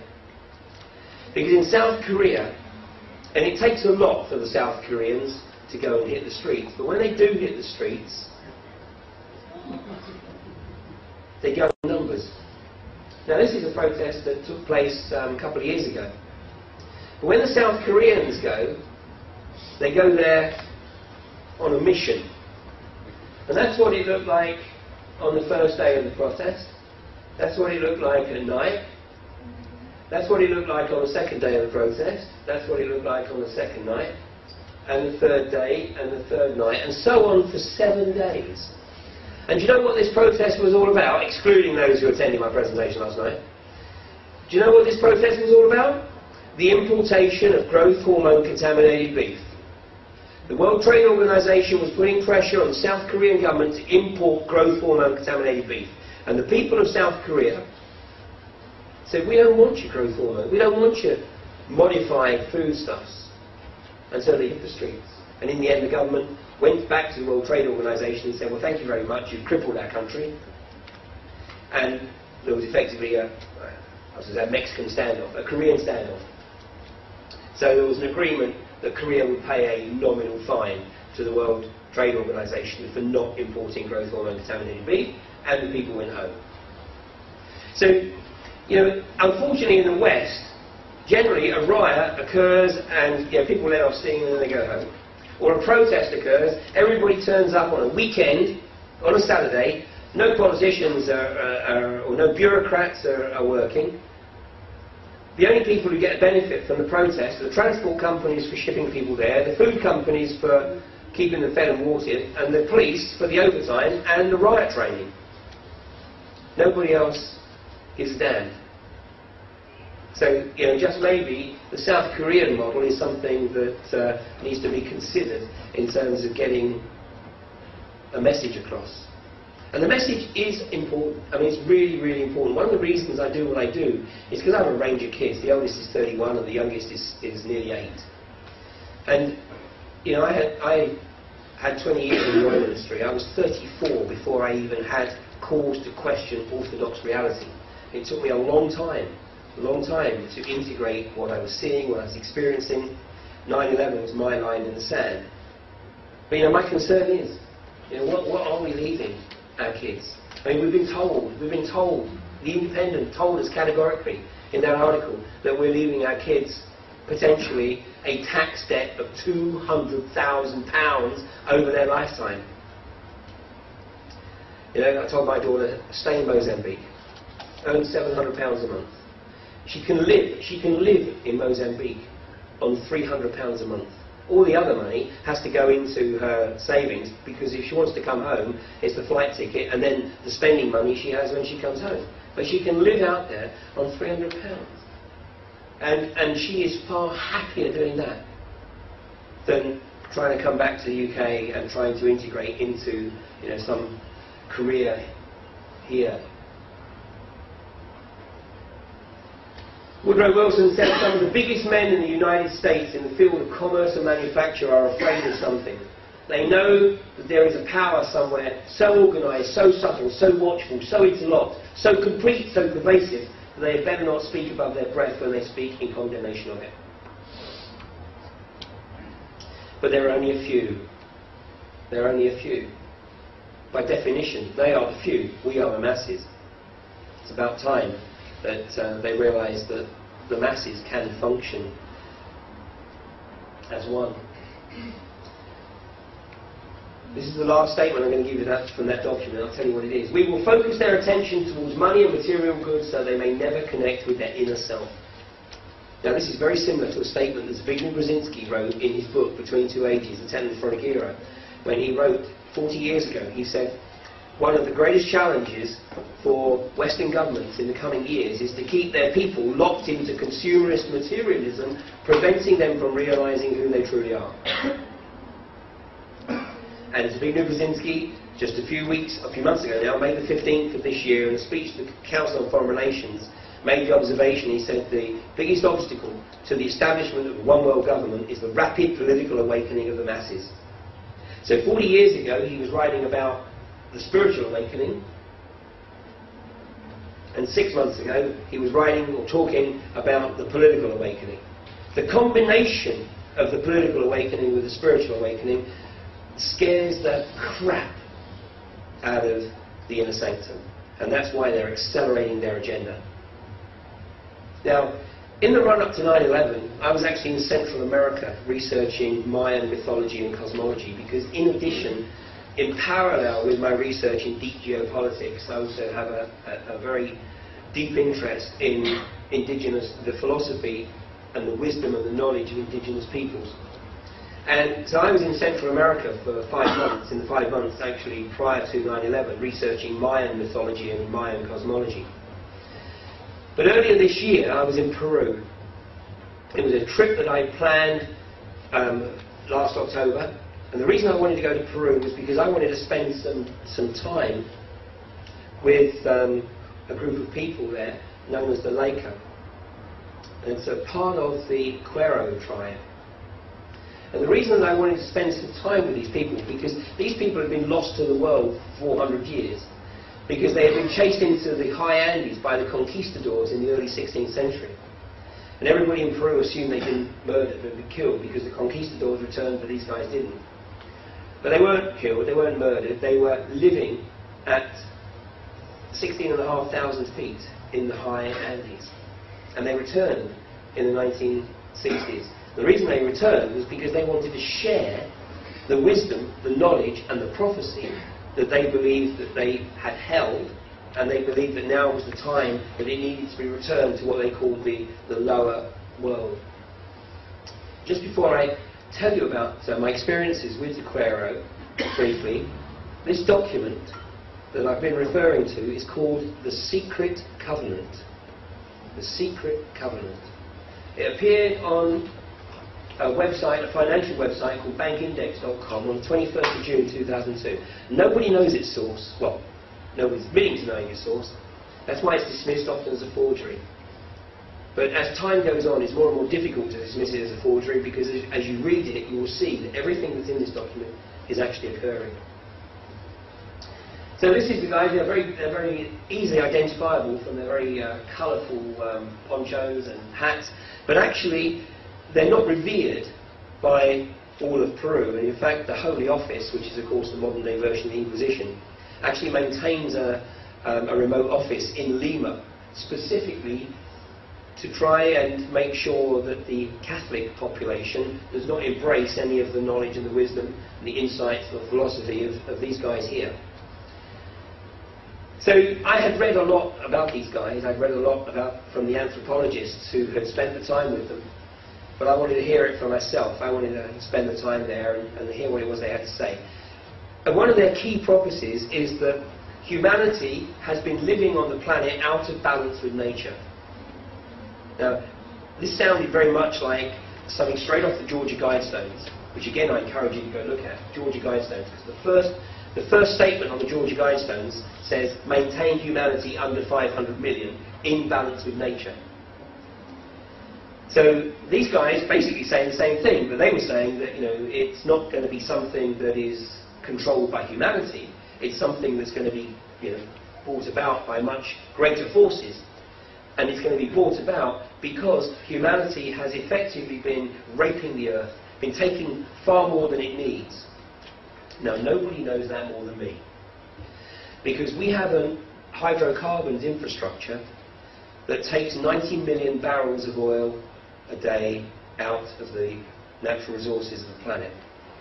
Now, in the first instance, there are alternatives to oil, but in the more important instance, we don't need to consume 95 million barrels a day. The technology is there that we could reduce that to certainly half, and probably even less than that.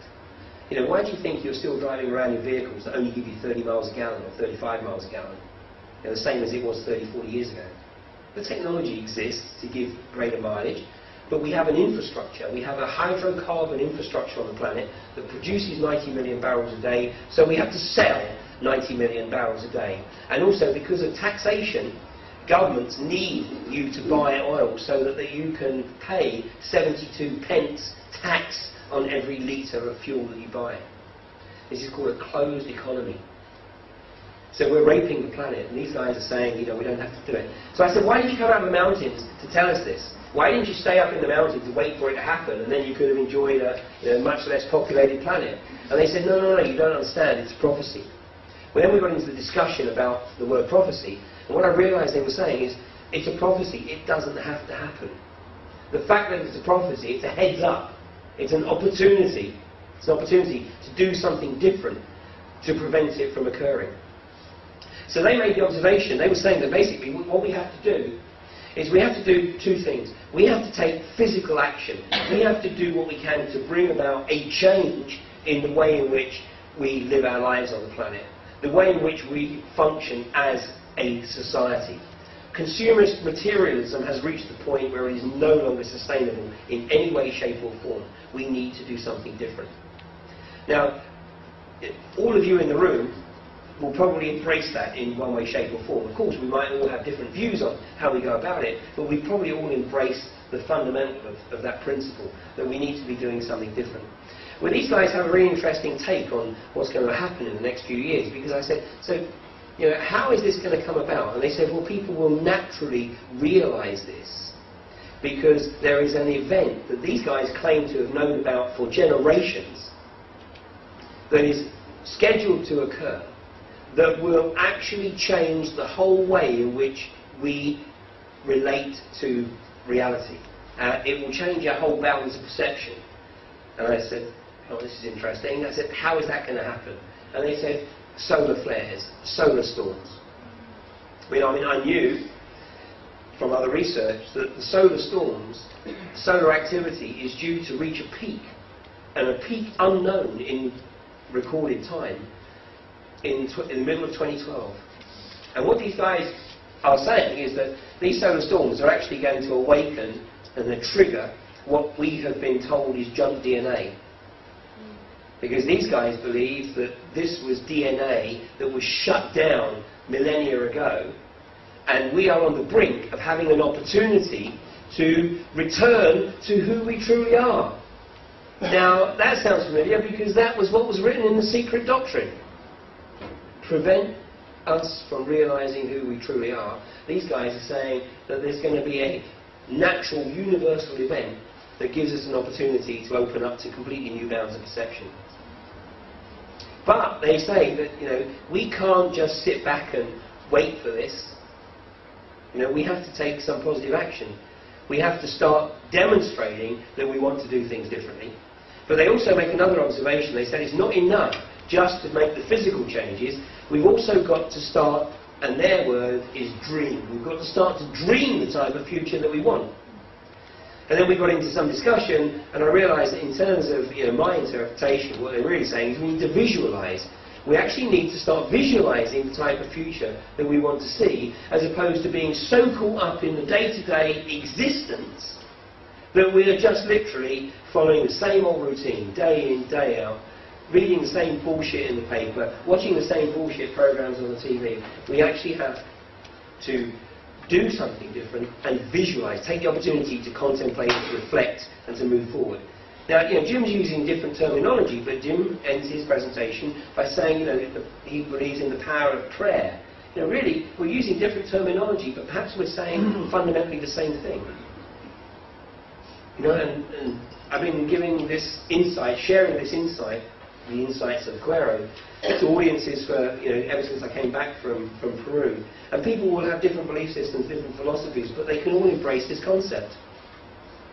So, the reason I wanted to go there, by the way, is because I was aware that this awakening process was occurring, because I've been giving public talks on these subjects now for over 7 years, and I've seen the audiences grow on an increasing basis, exponentially.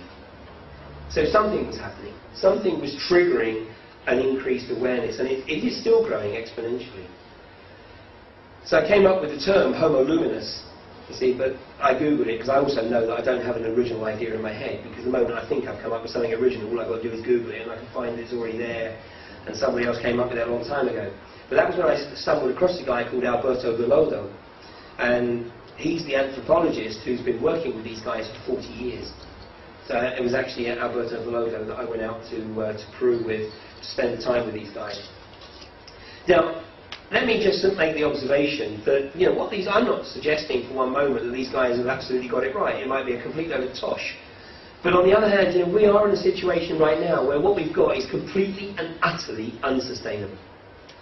If things carry on the way they are, we and future generations are going to be living our lives in absolute abject slavery. I mean, you know, when Macmillan in 1958 said, you know what, the people don't appreciate it, they've never had it so good, I think he was bloody well right. Because back in 1958, a family could survive on a single wage. A single wage of a working man in a normal job, working 40 hours, no overtime. My mother never worked. My father was a lift engineer, working for the Greater London Council. He never did overtime. He was very much into youth work. That was his pastime. My mother never... The only time my mother started working was when I and my sister both left home, and that's because she was bored. So, and we could have 2 weeks holiday every year. Okay, we didn't go to Spain, we went to Clacton, but apart from that, you know, we had a reasonable life. That's not possible today. It's not possible for a family to exist on a single wage. You've got both partners working, and in many cases, both partners have got 2 jobs or more. And this is not the legacy that I want to leave to my kids. So, you know, the reality is, for everybody, you know, it really is time to wake up. And the mission, I believe, that we all have, because, you know, you've all got some awareness of what's occurring, otherwise you wouldn't be here tonight. Our challenge is to share it. Not everybody's ready to hear it yet, that's for sure. And that's why, you know, we put ourselves up for ridicule, you know, when we try and broach these subjects. But the reality is that more and more and more people, look at the response. Go Google the Sean Doherty Highland Radio page on Facebook. Sean Doherty tried to marginalise Jim in the first instance, and then later in the interview myself. And, you know, okay, we managed to sort of give as good as we got eventually. We learned from it too. But go look at the responses. Go look at the responses, because during that radio interview, Sean Doherty said, look, all of the comments that are coming in, they're all negative. Well, we know that was a lie anyway, because we've seen the comments that were positive. He said all the comments are negative, and that was what he was putting out on air. But all the comments on the Highland Radio Sean Doherty Facebook page, the vast majority of comments, and I mean, when I say vast majority, I'm talking 70% plus, are all supportive of what Jim and I were saying.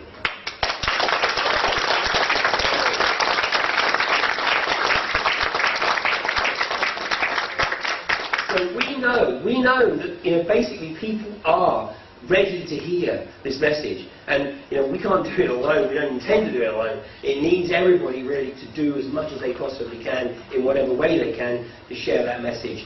So, you know, to take my Quero friend's advice, you know, it's time to wake up, take action, and to dream our future.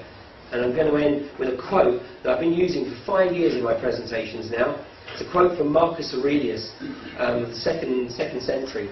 And I believe that this quote is more pertinent, more important today than it was nearly 2 millennia ago when Marcus Aurelius offered it. And that is, what we do in life ripples through eternity.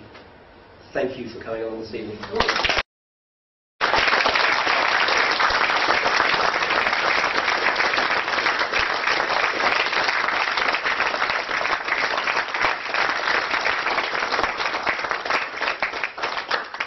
Do a question and answer session very shortly, but you have to agree that was a A1 presentation. That should really make you go and tell your friends and try and waken people up and share the information. I advise everybody to go on Facebook, because if people are afraid to go on Facebook in case they, you know, they get ridiculed or put up personal things. Well, don't put up personal things. Don't say you're going to go to Spain for a week and someone robs your house. Don't say I'm going for a pint. Don't do that rubbish. Use it as an information highway. They pass the message, and even put up, you know, YouTube videos of Ian and stuff like that. Post things up all the time. That's what I do. Post it up, get the message out. The only way we're going to change is if we change the hearts and minds of people. We get inside people's heads. So it's just telling the truth. And the truth is not an agenda. There's no political agenda here. The truth cannot be argued with. it stands alone. You know, it's just no one can argue with the truth once you put it out there. People will ridicule you because you're going against the norm. What is normal, you know? So we've got to wake up to the truths and see through the illusion that the banksters are putting out, that the government who back the banksters are putting out, that they control the media, and right through the media, radio, everything. You're being bombarded because they're panicking. Because we are waking up, they're really panicking, and they've got to bombard you, bombard your senses. That's where you're going to get opposition. You're going to get people come up and tell you you're nuts, you're mad, you're this, you're that. There's these guys have been called out as well, you know. But they're sticking their neck out and getting this message across. And the next time you come back, we hope you have double the amount of people here. Why? Because you're going to go and tell people, and that's the idea. We've got to wake up and fast before it's too late. Okay, we're going to do a question and answer now. So anybody has any questions? The two gentlemen will be one. Go ahead, sir.